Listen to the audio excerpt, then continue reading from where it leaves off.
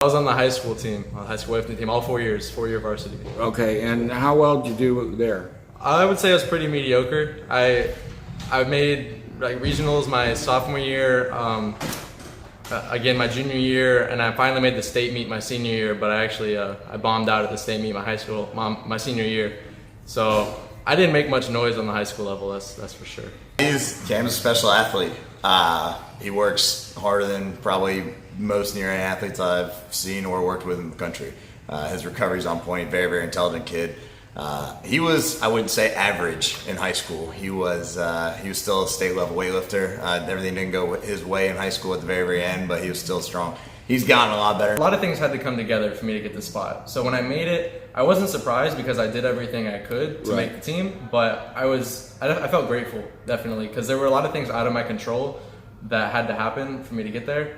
So grateful, but also proud of myself because I was a big part of it, obviously. So it's just one event. You got 3 attempts at the clean and jerk and 3 attempts in the snatch to lift as much as you can. And you can't go down in weight after you declare a weight. So if I want to do 270 pounds in the snatch, and they put that in the bar and I miss it, I have to either do that or do more. And if I miss it 3 times, I'm out of the competition. Columbia, I'm typically out of it when it comes to the shots being called. So I just go there, I put my headphones in, and I knew that it was gonna be a tight race because we saw the starting list and I was ranked 4th in the starting list, and everybody was kind of a few kilograms apart from each other. So it was gonna be a fight, I knew that. And I kind of knew that if I did what my coaches asked me to do, it would put me in a good position to potentially get on the podium. And so I just kept that in mind, and I got to the competition, I put my headphones in, and there was a lot of talk between the 3 coaches that were in the warm-up area with me about what to put on the bar, what attempts to make, because it's a very, it's kind of like gambling. Like you kind of take shots that you're not sure what's going to happen. It's a numbers game, big time. And it's up to me just to kind of lift whatever's on the bar. So I did that, and it ended up putting me 1 kilogram away from the podium in 4th place. Wow. Go to Columbia with him? I didn't. I watched it on the internet. The internet, yeah. Yeah, I watched it on the internet. Funny thing was, we couldn't get the live lifting. All it showed was, okay, Cameron Mitchener is up and he's going for this weight. That's all we heard. Right. And then you get a red light or a white light if he made the lift.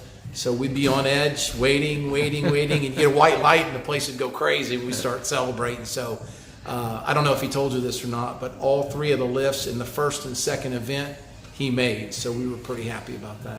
To him, and asked him what his real goals were, and he'd asked me, if he thought that I thought it was realistic for him to make an international team for for Team USA, and I said absolutely. Yeah. He's got some of the strongest legs I've ever seen in my life. He's a very, very, you've seen him. He's a built kid. He's a very, very strong. He works hard. His mindset, the way he approaches things, he's not like a junior level athlete. That's why he's one of the best in the country. All the junior level athletes, 18, 19, 20 years old now, are professional athletes in this type of sport. Right. The best 2 kids in our country right now are both under 19 years old. Right. They're potentially going to make the Olympics.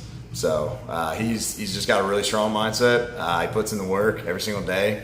He wants to be the best, and he'll do whatever it takes to get there. I wasn't so sure before Pan Am's what was going to happen after. I kind of was telling myself it's going to be a bunch of paths, but after doing it, it kind of became clear to me that we just need to keep training and doing what we were doing and try to make more teams for Team USA, because that's what is the biggest indicator of who's going to be a potential Olympian, which is what most Olympic sports are all about. It's about making the Olympics, right? All these obscure things, like handball, all these ones. People aren't training for world championships. They're not really training for national championships. Those things are cool. They're gunning for the Olympics, right? And the best way to do that in this sport is to make international teams, because that builds your credibility. It builds the people in USA Weightlifting's trust in you as an athlete. It builds your confidence on the international stage. And if you're making the teams, you're probably a pretty good lifter too. Right. So Okay. So is the goal now 2020?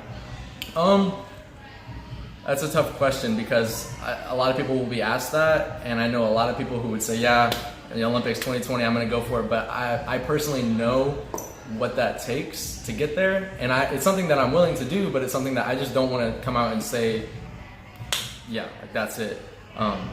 It's hard for me to articulate, but I just want to keep doing what I've been doing because it's been working, and I want to take it one competition at a time, and then by the time Olympic trials rolls around, I want to see what's going on. But I don't want to make any too early predictions.